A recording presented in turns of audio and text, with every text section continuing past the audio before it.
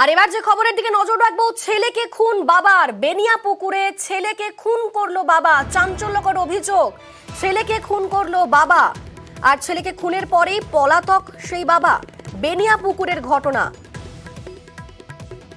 আরো একবার জানিয়ে রাখবো, বেনিয়াপুকুরে ছেলেকে খুন করলো বাবা।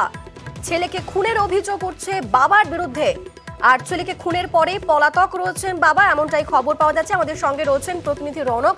রৌনক, ছেলেকে খুন করলেন বাবা, কিন্তু কি কারণে এই খুন, কি বলা হচ্ছে, পরিবার কি বলছে?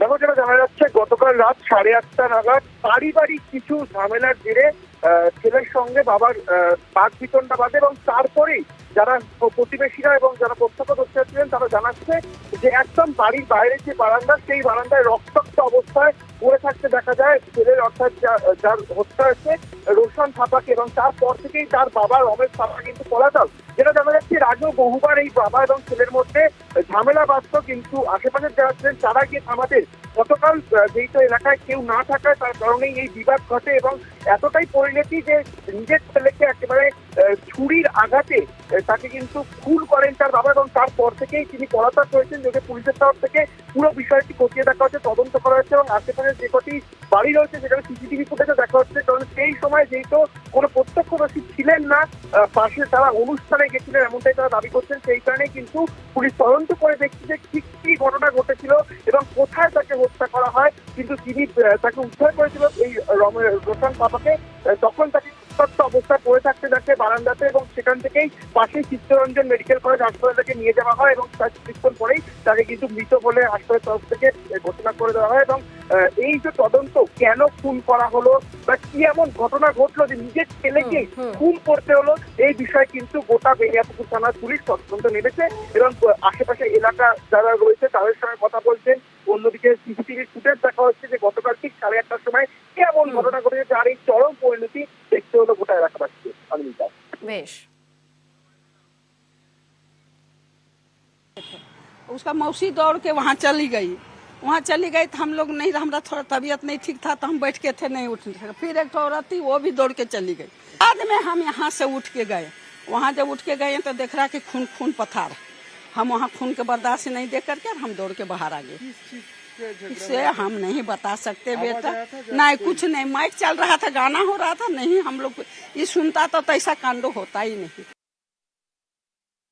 তারপরে আমি এসে এখন শুনলাম কি বাবা কিছু 1 সেকেন্ডে 10-5 মিনিটের বাইক ছিল না, স্কুটি ছিল না। তারপরে হলো কি ও বাবা এসে ওকে বকলো, তো বাবার সঙ্গে তো তর্কি করে ছেলেটা, তো কি ওর বাবার সাথে হাতাবাই হলে তারপরে ওকে মেরে ফেললো, ওকে বাবাটা। তো বাবা এরকমই বলতো কি হ্যাঁ তোকে মেরে ফেলবো এরকমই অবস্থা ছিল।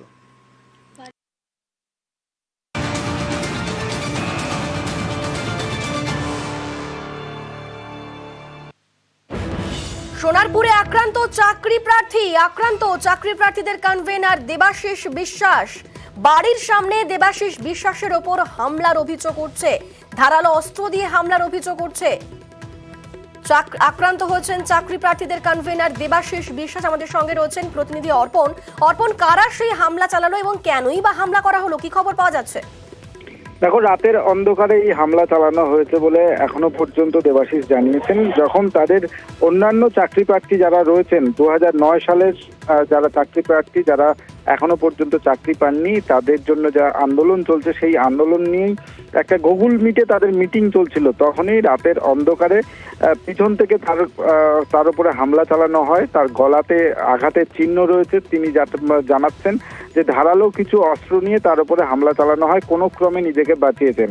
এই খবর পাওয়ার পরেই সোনারপুর থানার পুলিশ ঘটনাস্থলে এসে তার যে ঘটনা তার তদন্ত শুরু করেছে। তবে এই মর্মে দেবাশিস বাবুর পক্ষ থেকে এখনো পর্যন্ত সোনারপুর থানায় কোনো লিখিত অভিযোগ দায়ের করা হয়নি। পুলিশ প্রাথমিকভাবে এই ঘটনার পিছনে কারা রয়েছে তার তদন্ত শুরু করেছে এবং খতিয়ে দেখছে পুলিশ। বেশ, ধন্যবাদ অর্পণ।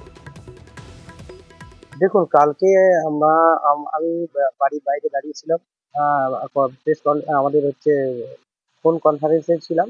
আর যেহেতু আমাদের মামলা আছে 10 তারিখে, এই মুহূর্তে আমি যখন কথা বলছি পিছন থেকে হঠাৎ করে অ্যাটাক করে এবং প্রথমে এসে একটা মেরে দেয়। আমি ঠেকানোর চেষ্টা করি, তারপরে দ্বিতীয়বার যখন মারতে আসে আমি হাত দিয়ে ছিটকে ফেলি। তারপরে দেখি গলা থেকে রক্ত বেরোচ্ছে। এবার তারপরে আমি আমাদের বন্ধুদের সঙ্গে সঙ্গে ডাকতে লাইট ফাইট মেরে এসে যখন দেখে যে হ্যাঁ সত্যি গলায় করেছে, ও দৌড়ে পালায়। তারপরে ঘন্টাখানিক পরে আবার পুলিশ এসে ওকে অ্যারেস্ট করে সোনাপুর থানায় নিয়ে যায়। আমরা মামলা করছি বলেই কি আমরা অ্যাটাক হবো?